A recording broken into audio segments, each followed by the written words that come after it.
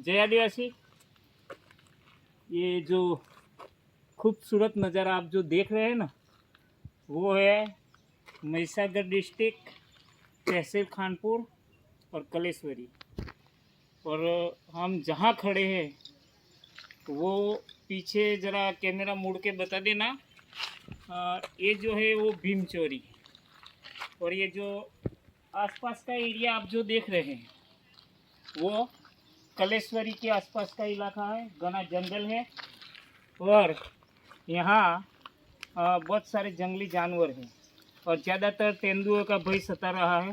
फिर भी मैं यहाँ एक बात तो देखने लायक है कि ये जो पीछे का एरिया पानी और ये घना जंगल देख रहे हो, इन घने जंगलों के बीच में यहाँ आदिवासियों की बस्ती है, जिन्हें हम बिल जनजाति बोल रहे हैं।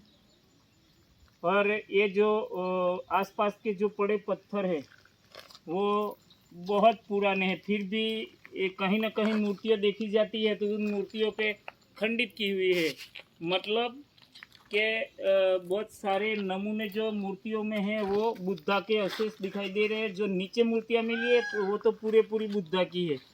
फिर भी पुरातन विभाग इन पर जांच कर रही है। क्या नतीजा आता है वो तो पता नहीं, मगर हमारा इतिहास कहीं कहीं छुपा पड़ा है।